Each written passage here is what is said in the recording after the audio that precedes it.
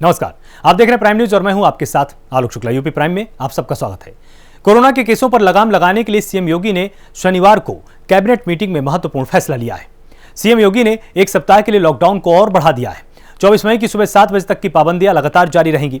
नियम तोड़ने वालों के खिलाफ कार्रवाई की जाएगी। आवश्यक सेवाओं को छूट मिलती रहेगी। वहीं दूसरी ओर कैबिनेट बैठक में यूपी ऑक्सीजन उत्पादन प्रोत्साहन योजना 2021 को भी मंजूरी दी गई है। साथ ही यूपी सरकार ने श्रमिकों, ठेले वाले, खोमचे वालों को 1000 रुपए महीना भत्ता और 3 महीने का राशन देने की भी बड़ी घोषणा की है।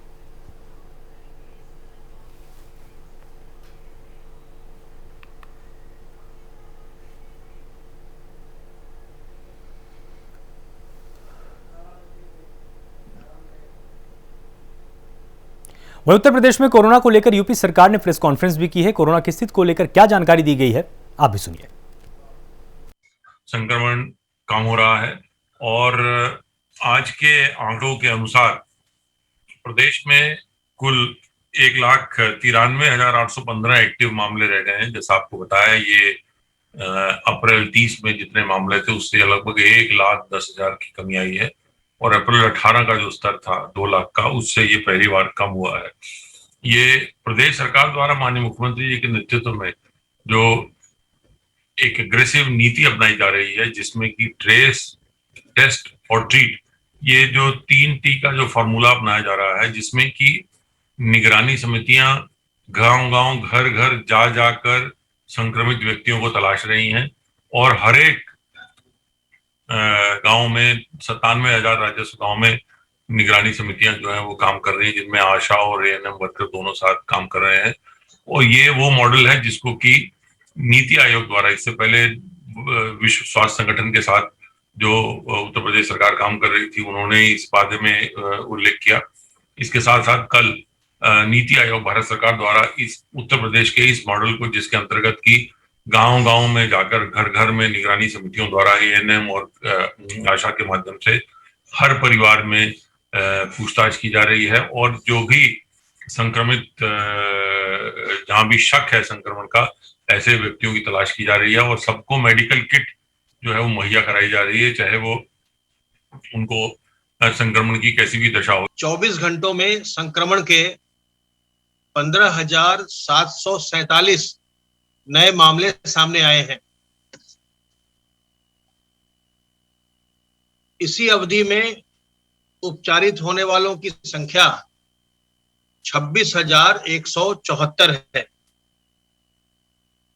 इस प्रकार अब एक्टिव इन्फेक्शन के केसेस की संख्या घट करके 1,93,815 हो गई है।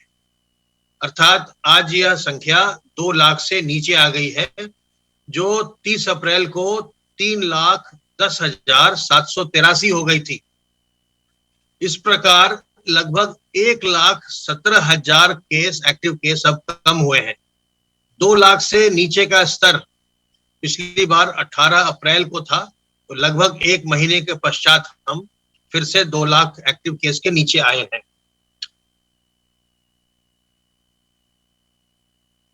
अब तक कुल मिलाकर 13,85,855 लोग संक्रमण के पश्चात संक्रमण मुक्त हो चुके हैं और वो पूर्णतया स्वस्थ हो चुके हैं।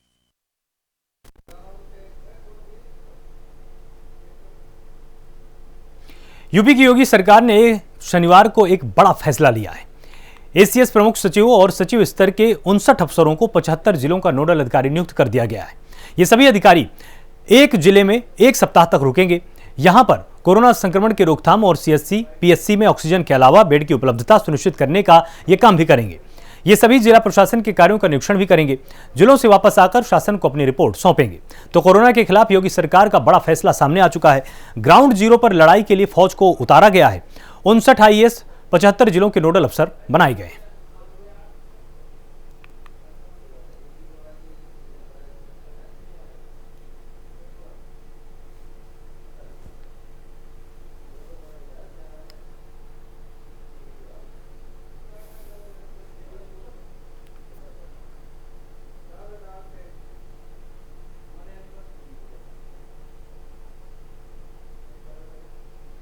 ब्लैक फंगस यूपी में भी लोगों को अपनी चपेट में ले रहा है। योगी सरकार ने ऐसे में लोगों के लिए एडवाइजरी जारी की है। सरकार ने लोगों को बताया कि ब्लैक फंगस क्या है, उसके लक्षण क्या हैं और उससे बचाव के लिए क्या सावधानियां रखी जाएं। वहीं विशेषज्ञों ने बताया कि कोविड के बाद ब्लैक फंगस या म्यूकरमाइकोसिस लोगों को घेर रहा है। इस रोग में काले रंग की फंगस नाक, साइनस, आंख और दिमाग में फैलकर उसको नष्ट कर देती है और मरीजों की जान पर बनाती है। विशेषज्ञों के मुताबिक ब्लैक फंगस के लिए कोई लक्षण नजर आए तो तत्काल सरकारी अस्पताल में या किसी अन्य विशेषज्ञ डॉक्टर को तुरंत दिखाइए। नाक, कान, गले, आंख, मेडिसिन चेस्ट या प्लास्टिक सर्जन विशेषज्ञ को तुरंत दिखाइए ताकि जल्द से इलाज शुरू किया जा सके।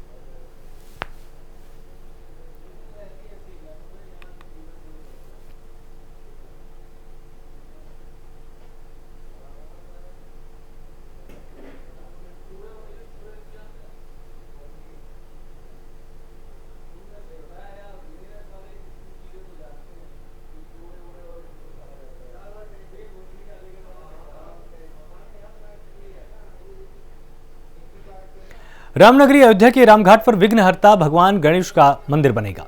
श्री राम जन्मभूमि तीर्थ क्षेत्र के महासचिव चंपत राय और अयोध्या नगर निगम के महापौर ऋषिकेश उपाध्याय ने इसका भूमि पूजन किया है। इसके साथ ही कोरोना महामारी के समय के लिए 7 दिवसीय शतचंडी महायज्ञ अनुष्ठान की भी शुरुआत की गई है।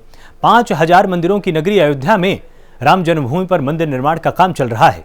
राम मंदिर निर्माण का कार्य श्री राम जन्मभूमि तीर्थ क्षेत्र ट्रस्ट द्वारा कराया जा रहा है।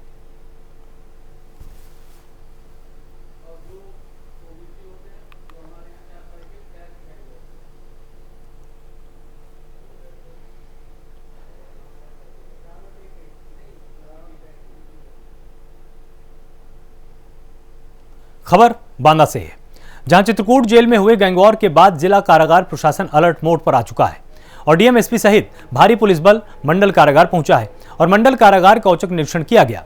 इस दौरान मुख्तार अंसारी की बैरक की तलाशी भी ली गई और डीएम ने जेल अधीक्षक को बिना तलाशी के किसी को भी जेल में न जाने के सख्त आदेश दे दिए हैं।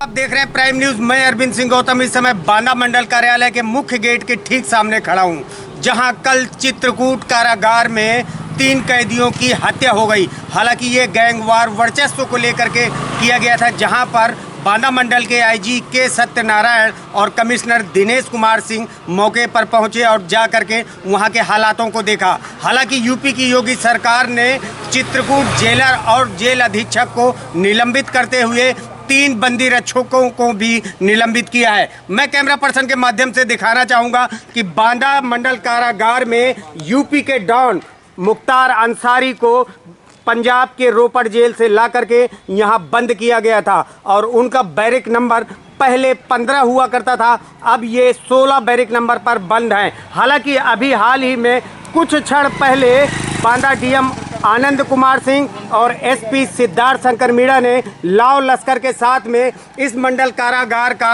औचक निरीक्षण किया है। हालांकि इन 3 मौतों के बाद यूपी के डॉन मुख्तार अंसारी भी सदमे में हैं। अब देखना यह है कि उनकी सुरक्षा व्यवस्था को लेकर के स्थानीय प्रशासन किस तरह की कदम उठाती है। कैमरा पर्सन जितेंद्र द्विवेदी के साथ अरविंद सिंह गौतम, प्राइम न्यूज, बांदा।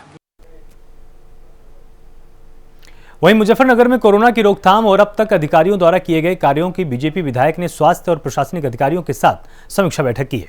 साथ ही बैठक में अधिकारियों द्वारा संतुष्ट कार्य न करने पर बीजेपी विधायक ने नाराजगी जताई। कहा कि हवा में काम नहीं चलने वाला है, मुझे जमीनी स्तर पर काम चाहिए, नहीं तो मुख्यमंत्री को शिकायत भेजी जाएगी। तो कोरोना को लेकर बीजेपी विधायक ने समीक्षा बैठक की है और साथ ही कार्य न करने पर अपनी नाराजगी भी व्यक्त की है।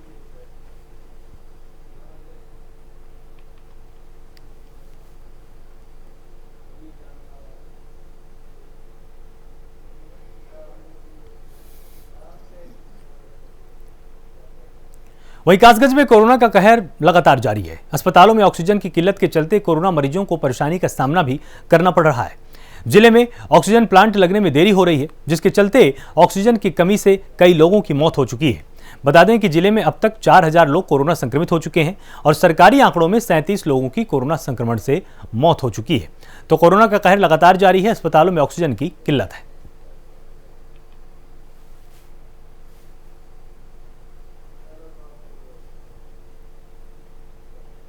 पूरे भारत में जो है कोरोना ने हाहाकार मचा रखे हैं। ऐसे में जनपद कासगंज में भी जो कोरोना के केस हैं बढ़ते जा रहे हैं और लगातार जो है कोरोना से डेथें भी हो रही हैं। अब तक जनपद कासगंज में 37 लोगों की कोरोना के चलते मौत हो चुकी है और कई लोगों की मौत ऑक्सीजन के अभाव में हुई है। हम इस वक्त मौजूद हैं जनपद कासगंज के उस जगह पर जो गंडोद्वारा में स्थित है। हम उस जगह पर मौजूद हैं जहां पर ये वो जगह है, कैमरामैन से कहूँगा ज़रा दिखाएं, यहाँ पर जो है ऑक्सीजन प्लांट लगाने की बात जो है जिला प्रशासन ने की। कुछ दिनों पहले एक प्रेस नोट जारी किया जाता है, मीडिया को बताया जाता है कि जनपद कासगंज के गंडोद्वारा में जो है ऑक्सीजन प्लांट लगाया जाएगा। लेकिन हमने जब आज इस बारे में जब यहाँ के एक डॉक्टर हैं उनसे बात की कि इसकी प्रक्रिया शुरू कर दी गई है या नहीं शुरू हुई है, तो उन्होंने बताया कि जो प्लांट लगाने वाला ठेकेदार है वो भी जो है अब तक नहीं आया है। हालांकि कल जो है सीएमओ और तमाम अधिकारियों ने यहाँ का निरीक्षण किया, देखा जो कि कैसी जगह रहेगी ये ऑक्सीजन प्लांट के लिए। तो जो ये जगह है यही निर्धारित की गई है, लेकिन जो लोगों की ऑक्सीजन के अभाव में जान जा रही है, इसके लिए जिला प्रशासन को कुछ ज़्यादा जल्दी करने की ज़रूरत है। हालांकि हमने सीएमओ से बात की तो सीएमओ महोदय ने बताया कि हम नहीं बता पाएंगे ऑक्सीजन प्लांट कब तक लग पाएगा, कब तक रेडी हो पाएगा और क्या उसकी जो है कितनी क्षमता होगी, कितने ऑक्सीजन सिलेंडर वो भर पाएगा। प्राइम न्यूज़ से मैं रामेश्वरम गौतम, कासगंज। ग्रेटर नोएडा के एनटीपीसी दादरी वैक्सीनेशन सेंटर पर सोशल डिस्टेंसिंग का पालन कराते हुए वैक्सीन लगाई गई है। जिला प्रशासन और स्वास्थ्य विभाग की टीम ने सोशल डिस्टेंसिंग का पालन करवाया। कोविड प्रोटोकॉल के साथ वैक्सीनेशन सेंटर वैक्सीन लगाई जा रही है। आपको बताएं कि एनटीपीसी दादरी सेंटर में वैक्सीनेशन सेंटर बनाया गया है जहां पर वैक्सीन लगाई जा रही है। जिला प्रशासन की निगरानी में ये वैक्सीनेशन का काम यहां पर बखूबी चलाया जा रहा है। आप तस्वीरों में साफ तौर पर देख सकते हैं कि किस तरह से सोशल डिस्टेंसिंग के पालन को करवाते हुए यहां पर वैक्सीन लगाई जा रही है और कोविड प्रोटोकॉल का भी ठीक से ध्यान रखा जा रहा है।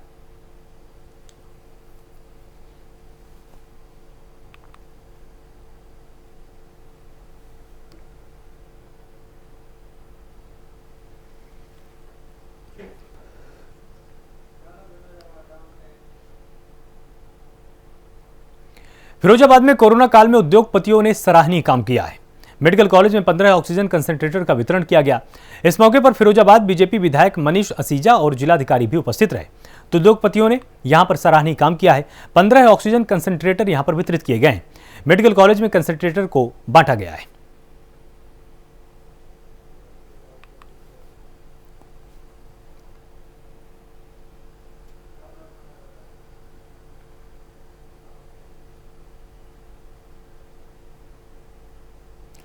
कोरोना काल में अब सरकार के साथ साथ स्वयंसेवी संगठन भी बढ़ चढ़कर हिस्सा ले रहे हैं। मुरादाबाद के कृष्णा बाल विद्या मंदिर इंटर कॉलेज मूंगपुरा में कोरोना सेंटर बनाया गया है। यहां 25 बेड का आइसोलेशन सेंटर उन लोगों के लिए बनाया गया है जो कोरोना वायरस के चलते पॉजिटिव आ चुके हैं और उनके घर छोटे छोटे हैं। उन्हें परिवार से अलग रहकर कोरोना के खिलाफ जंग जीतनी है। यहाँ उन्हें खाना, नाश्ता, काढ़ा और दवाइयाँ निःशुल्क दी जाएंगी। राष्ट्रीय स्वयंसेवक संघ के विभागीय प्रचार प्रमुख पवन कुमार जैन ने यहां आइसोलेशन सेंटर स्थापित किया। पवन कुमार जैन ने बताया कि यह सेंटर जब तक काम करेगा तब तक कोरोना पॉजिटिव मरीज आते रहेंगे और उनके लिए रहने की जगह की आवश्यकता होगी।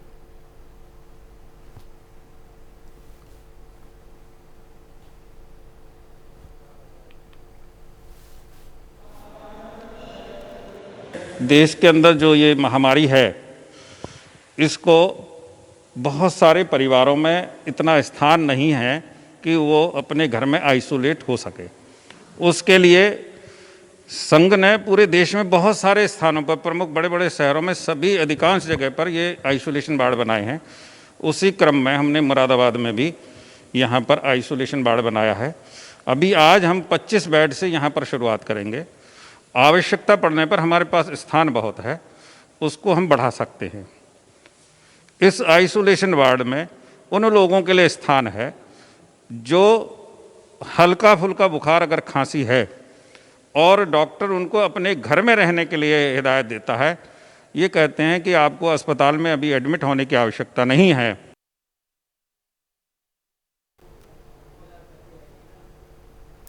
बुलंदशहर में कोरोना की रोकथाम के लिए सिकंदराबाद सीएचसी को भी कोविड हॉस्पिटल बनाया गया है। सिकंदराबाद के भाजपा विधायक विमला सोलंकी ने ऑक्सीजन से लैस 50 बेडों का फीता काटकर यहां पर उद्घाटन किया है। सिकंदराबाद सीएचसी को 200 बेड वाला कोविड हॉस्पिटल बना दिया गया है। सिकंदराबाद में ऑक्सीजन प्लांट की भी तैयारी लगातार की जा रही है और जल्द ही उसकी शुरुआत यहां पर हो जाएगी। उसके बाद सीधे बेडों तक ऑक्सीजन पहुंचाई जाएगी ताकि कोविड के मरीज समय पर स्वस्थ हो पाए।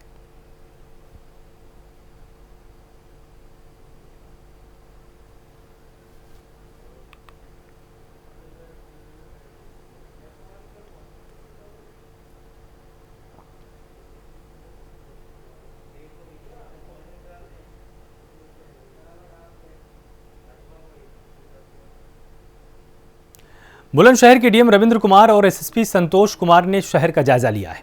कोरोना कर्फ्यू के दौरान कोविड नियमों को सुनिश्चित कराने के लिए व्यवस्थाओं का जायजा लिया गया। निर्धारित समय के बाद भी ई रिक्शा और टेम्पो चलते पाए जाने पर डीएम ने नाराजगी व्यक्त करते हुए ट्रैफिक इंस्पेक्टर को निर्देशित किया है कि ई रिक्शा को तत्काल थानों पर खड़ा कराते हुए कार्रवाई की जाए। साथ ही निर्धारित समय के बाद किसी भी प्रकार से ई रिक्शा या टेम्पो का संचालन न होने दिया जाए। अनावश्यक रूप से बाहर घूमने वालों पर कोविड नियमों के उल्लंघन की कार्रवाई करते हुए जुर्माना वसूले।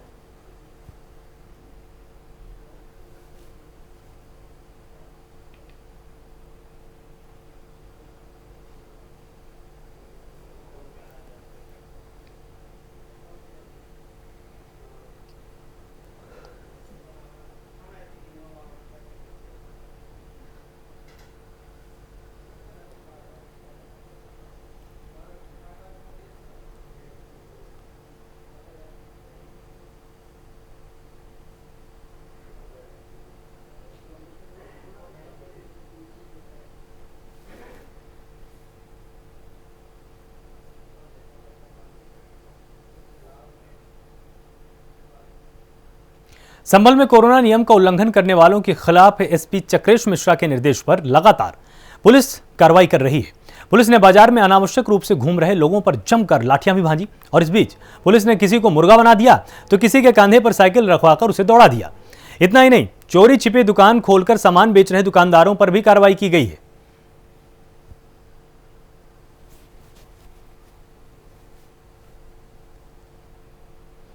आपको बताएं कि पुलिस ने यहां पर 6000 लोगों के चालान भी काटे हैं।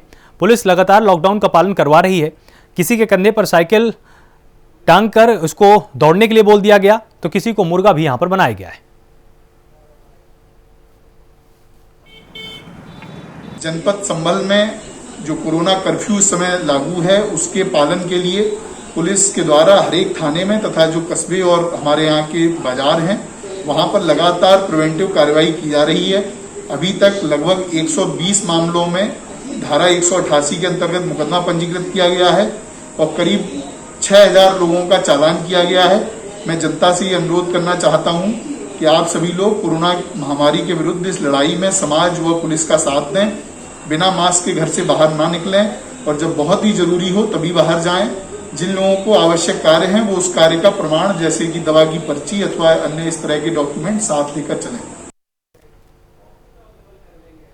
अंबेडकर नगर में लॉकडाउन उल्लंघन पर प्रशासन पूरी तरह से सख्त हो चुका है और लॉकडाउन तोड़ने वालों के खिलाफ यहां पर कार्रवाई की जा रही है। इसके तहत एसडीएम ने वी मार्ट के खिलाफ मुकदमा दर्ज कराया है। दरअसल लॉकडाउन के दौरान शटर गिराकर ग्राहकों को यहां पर सामान दिया जा रहा था। इसके बाद पुलिस ने एक्शन लिया है और मुकदमा दर्ज किया है।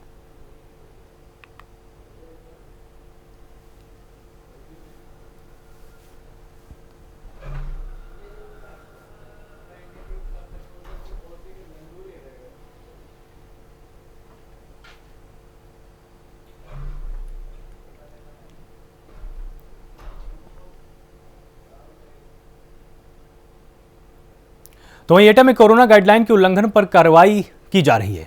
बिना मास्क के लोगों को पाकर यहां पर पुलिस ने उठक बैठक भी लगवाई और बेवजह घूम रहे लोगों पर पुलिस ने अपना शिकंजा और भी कस दिया है।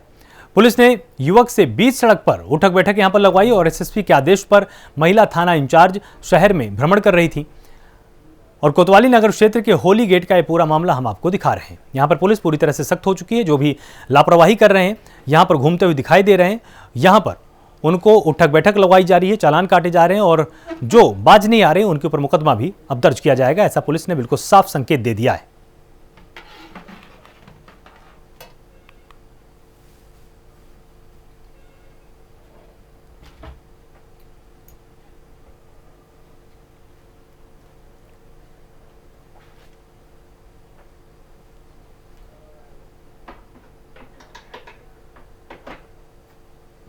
वहीं रायबरेली के गेगासो गंगा घाट पर रेत के ऊपर ही सैकड़ों शव दफना दिए गए। आपको बताएं कि अब रायबरेली जिला प्रशासन हरकत में आ चुका है इसको देखकर और लालगंज तहसीलदार ऋचा सिंह और एसडीएम विनय मिश्रा गेगासो गंगा घाट पहुंचे। गेगासो गंगा घाट एसडीएम ऑफिस से महज 15 किलोमीटर की दूरी पर स्थित है। लेकिन खबर को प्रमुखता से जब प्राइम न्यूज ने दिखाया तो एसडीएम विनय मिश्रा गेगासो गंगा घाट पहुंचे। शवों का नजारा देख मामले पर लिपापोती करने की उन्होंने कोशिश भी की। यही नहीं, अपने सामने भी एक शव को रेत में दफन कराया, जबकि कोरोना महामारी के दौरान शवों के दफनाए जाने पर सख्त पाबंदी लगाई गई है।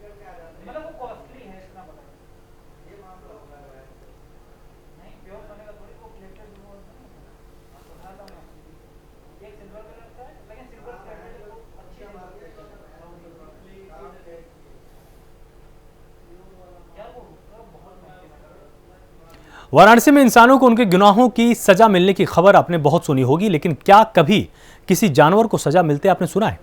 ये हैरान कर देने वाली बात है, लेकिन ये सच है कि किसी व्यक्ति पर हमला करने या उसे मारने पर अब जानवरों को भी सजा मिल रही है। ऐसा एक मामला सामने आया है जहां एक व्यक्ति को कुचलने के मामले में हाथी मिट्ठू पर धारा 302 यानी हत्या का मुकदमा दर्ज किया गया है। यह हाथी तकरीबन 1.5 साल से बेड़ियों में जकड़ा हुआ है और अब इसकी रिहाई को लेकर वाराणसी के पुलिस कमिश्नर ए सतीश गणेश ने पहल की है। लॉकडाउन के बाद न्यायालय के आदेश आने के बाद उसे लखीमपुर खीरी स्थित दुधवा नेशनल पार्क भेज दिया जाएगा। दरअसल यह घटना 20 अक्टूबर 2020 की है। उस वक्त रामनगर की रामलीला चल रही थी। महावत के बेटे रिंकू के अनुसार रामलीला से लौटने के बाद हाथी मिट्ठू ने छेड़खानी से गुस्सा एक व्यक्ति को कुचलकर मार दिया। इस घटना के बाद हाथी पर 302 के तहत मुकदमा दर्ज किया गया है और उसको बेड़ियों में जकड़ दिया गया।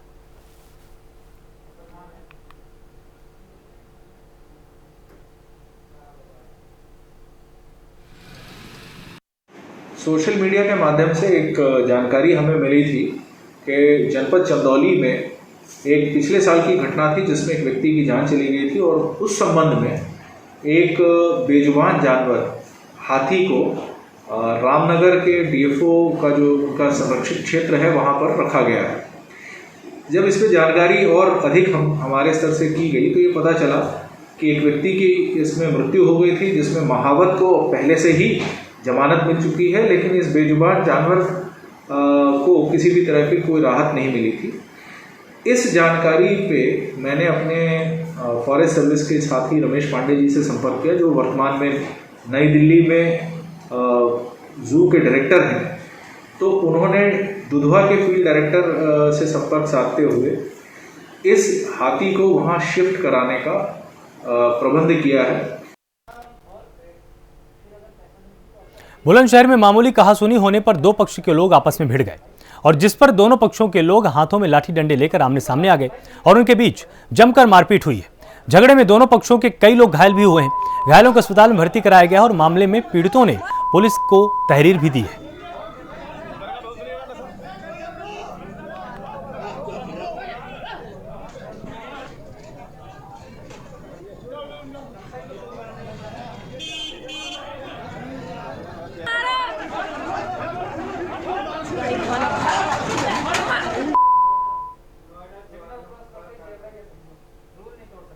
नोएडा सेक्टर 58 पुलिस ने लॉकडाउन के दौरान जुआ खेल रहे 18 लोगों को रंगे हाथ पकड़ लिया है।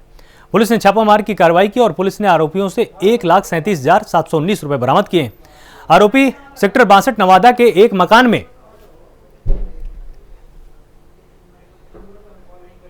जुआ खेल रहे थे और पुलिस ने धारा 188 के तहत कार्रवाई की।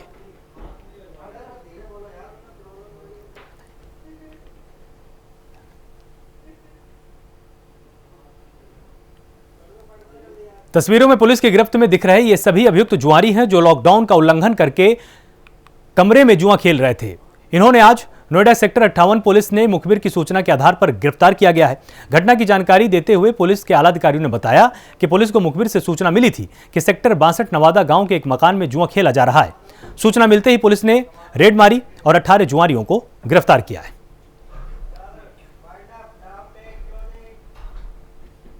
यूपी प्राइम में फिलहाल इतना ही। आप लगातार जुड़े रहिए प्राइम न्यूज के साथ। नमस्कार।